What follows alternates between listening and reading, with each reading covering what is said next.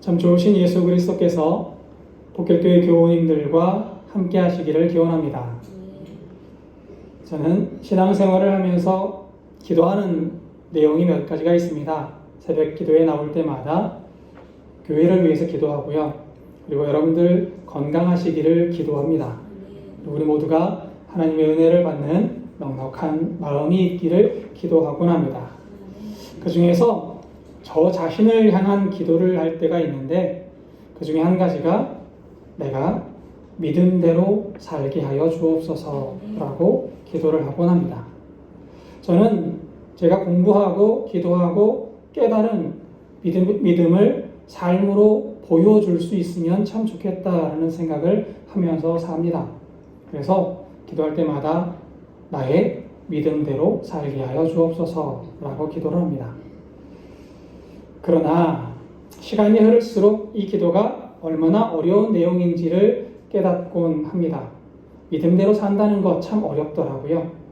그리고 믿음대로 산다는 것이 무엇인지조차 알기가 힘들었습니다. 그래서 기도의 내용이 조금 바뀝니다.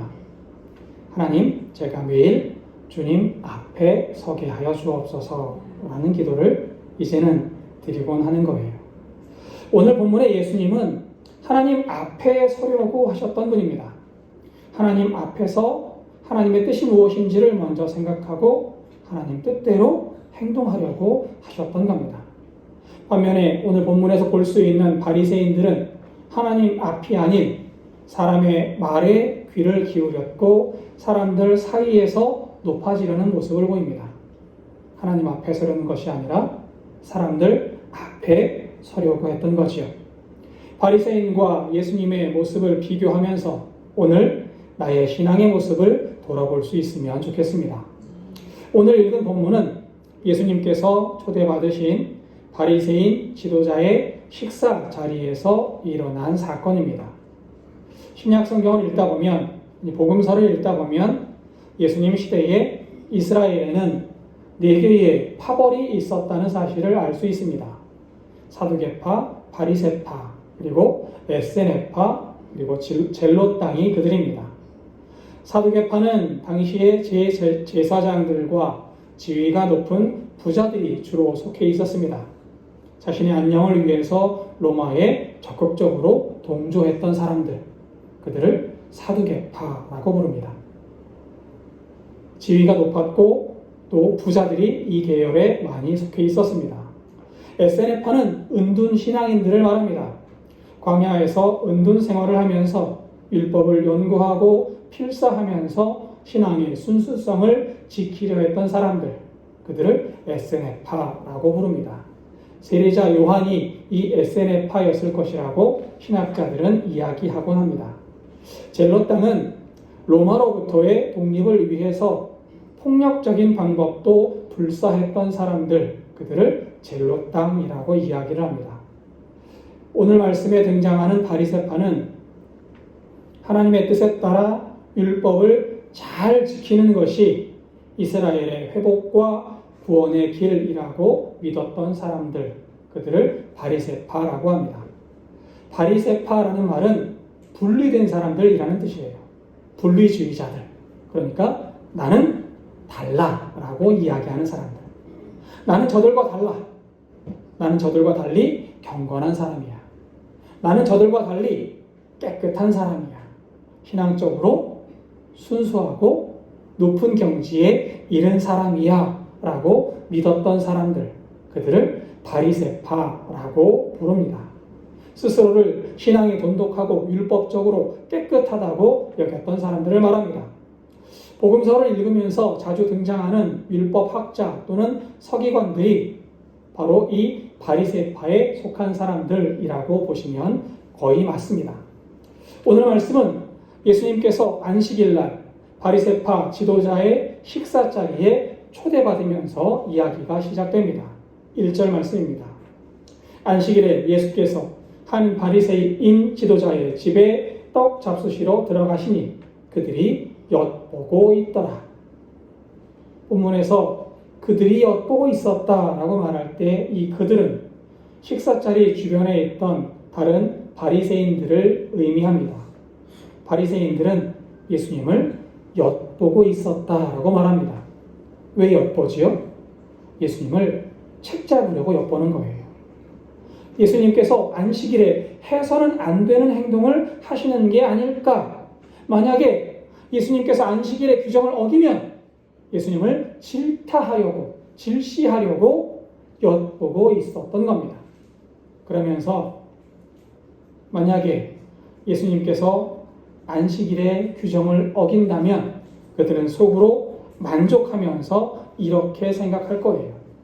예수도 별 수 없구나. 내가 예수님보다 더 순수하고 신앙이 높다라고 자족하게 되겠지요. 이런 상황에서 한 사람이 더 등장합니다. 2절입니다. 주의 앞에 수종병 든 한 사람이 있는지라. 수종병은 몸의 염증으로 인해서 심하게 붓는 증상을 말합니다. 그리스 말로 물로 인한 병이라는 뜻으로 하이드로피커스라고 부릅니다. 근육에 몸이 많이 차서 붓는다라는 뜻이에요. 바리새인들이 의도적으로 병자를 잔치자리에 불렀는지 아니면 그 자리에 우연하게 이 수종병 든 사람이 있었는지는 알 수 없습니다. 그러나 주위에 있던 바리새인들은 수종병 든 사람 앞에 있는 예수님을 유심히 살펴보고 있는 거예요.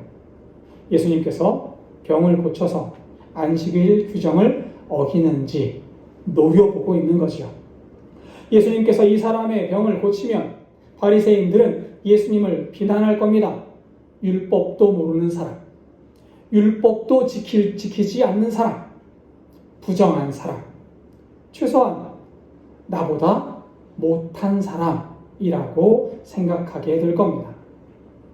이때 예수님은 주위의 바리새인들을 둘러보시고 이렇게 말씀하십니다. 3절입니다.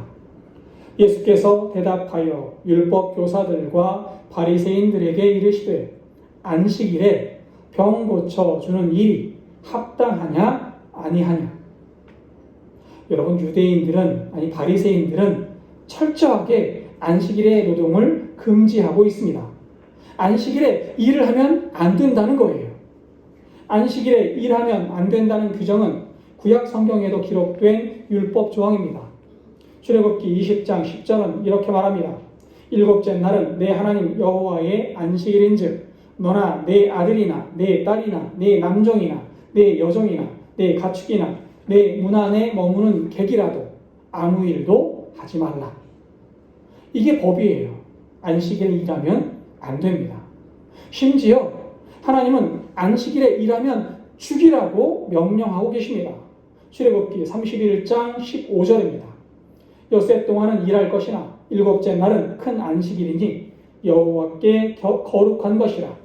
안식일에 일하는 자는 누구든지 반드시 죽일지니라.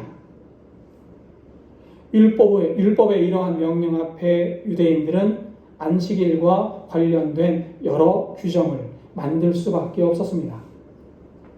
안식일에 일을 하지 말라고 하셨으니 일이 뭔지를 알아야 돼요. 여러분, 안식일에 하루 종일 누워만 있을 수는 없잖아요.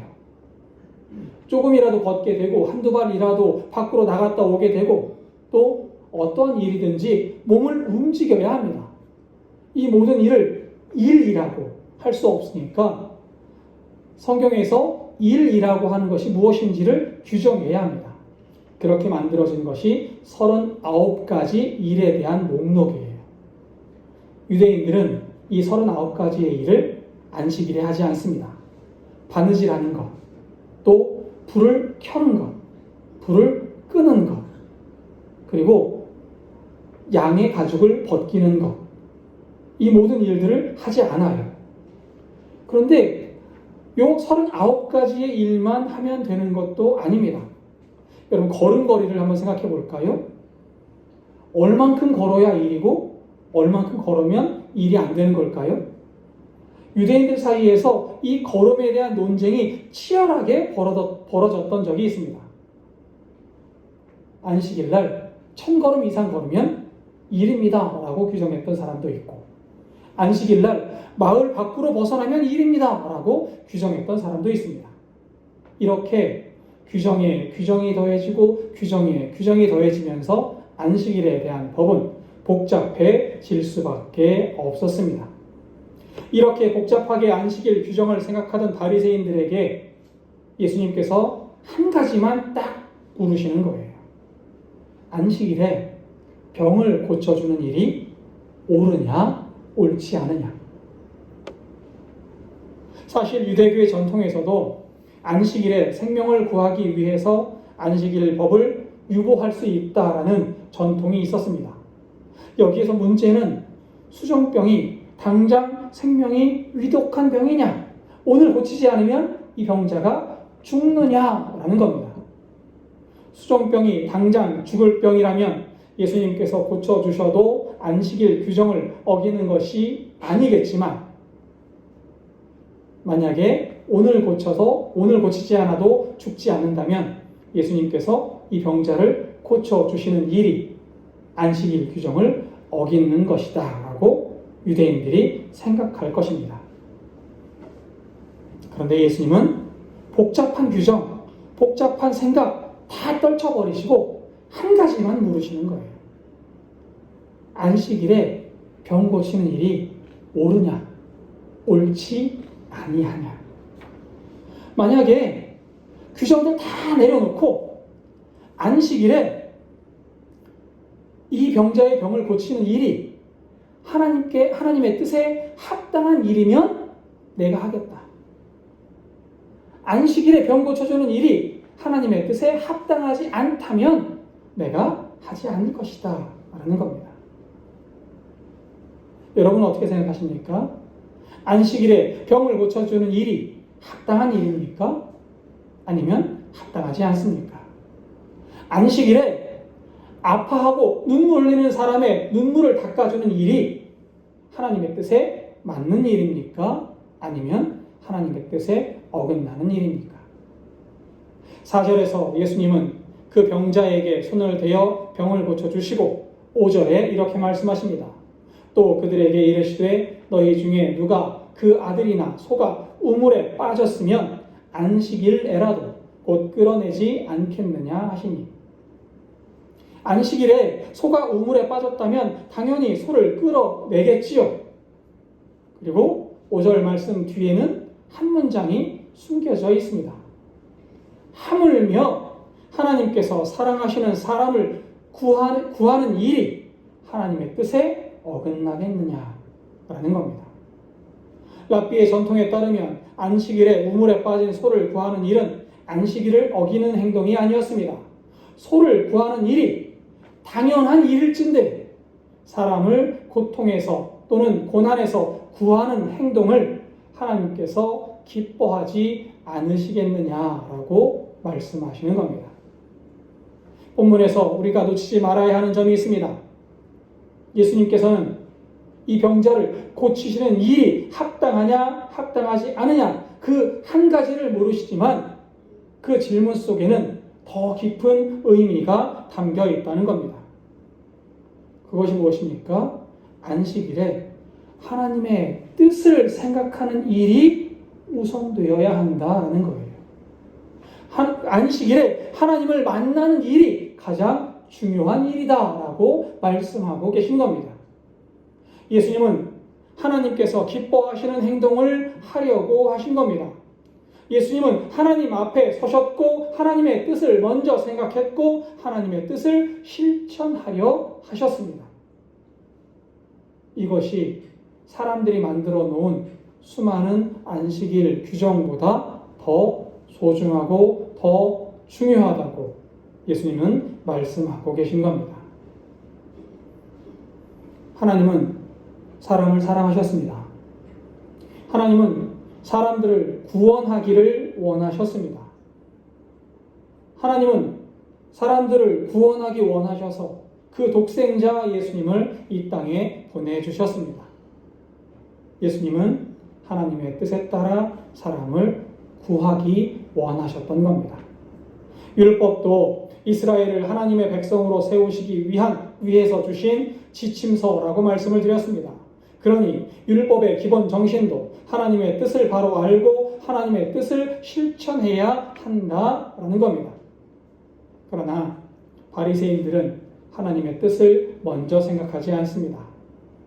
그들은 하나님 앞에 서려하지 않았고 자신들이 만들어 놓은 전통과 조항에 매몰되었던 겁니다. 사람의 시선을 먼저 보면서 내가 저 사람보다 더 경건하다라는 자기 만족에 머물러 있었습니다. 내가 저 사람보다 신앙이 더 높다라는 자기 위안에 만족해 있었던 겁니다. 그러면서 하나님의 뜻을 외면하고 있었던 거예요.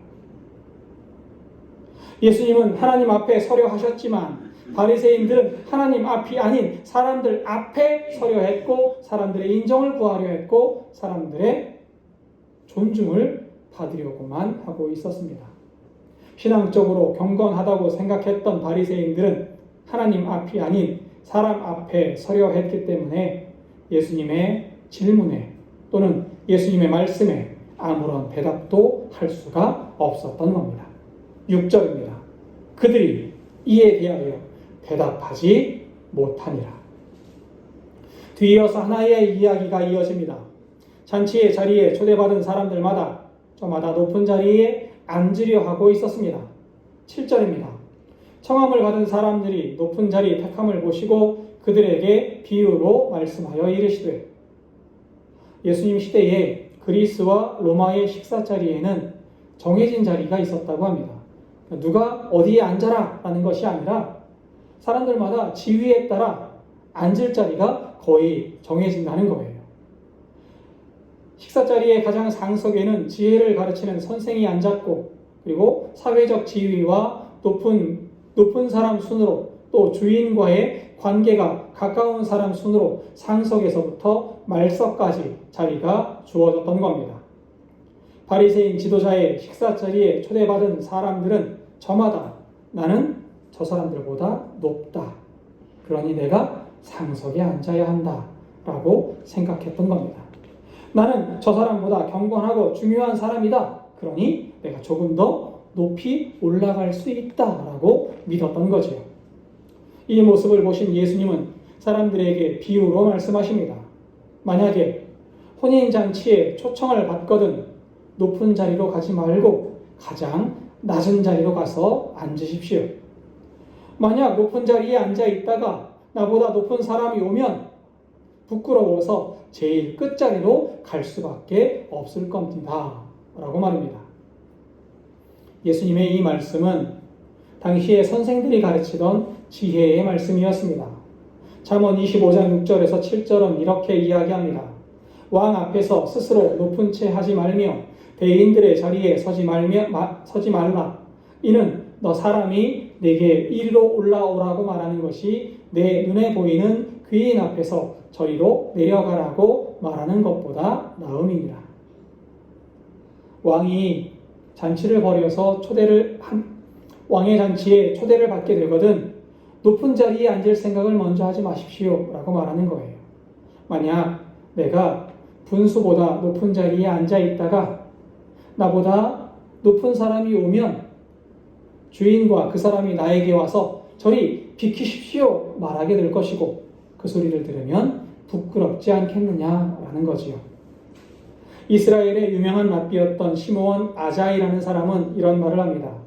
내 자리보다 두서너 자리 밑에 머물러 다른 사람이 이리 올라오시오 말할 때까지 앉아있으라.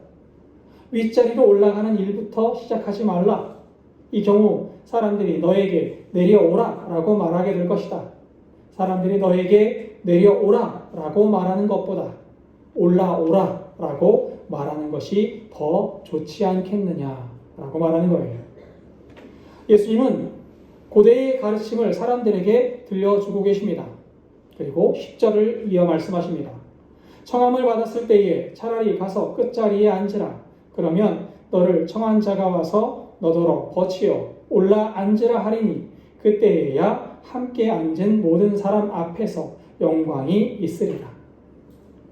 예수님의 이 비유를 흔히 우리들은 겸손하라라는 가르침으로 읽곤 합니다.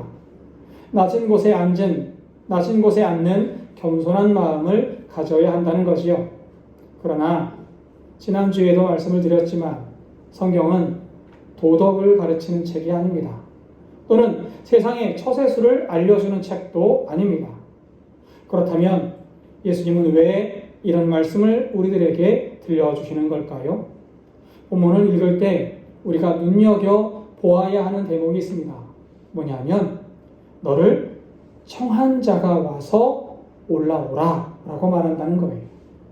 잔치의 주인이 와서 올라오십시오 라고 이야기한다는 거지요. 11절도 읽어보겠습니다. 무릇 자기를 높이는 자는 낮아지고 자기를 낮추는 자는 높아지리라. 11절에서 낮아진다라는 말과 높아진다라는 말은 헬라어 원문을 보면 모두 수동태로 기록되었습니다. 감리교 신학대학교 신약학 교수이신 김득중 교수님은 이 본문을 해석하면서 이 두 단어 낮아진다와 높아진다는 하나님의 수동태라는 독특한 문법으로 기록되었습니다 라고 이야기합니다. 이 말은 하나님께서 시키시고, 그러니까 하나님께서 명령하시고 하나님의 명령대로 사람에게 이루어지는 상황을 말씀하고 계신다라는 거예요. 그러니까 본문에서 중요한 점은 사람을 낮아지게 하시고 사람을 높아지게 하시는 분이 누구냐라는 거지요.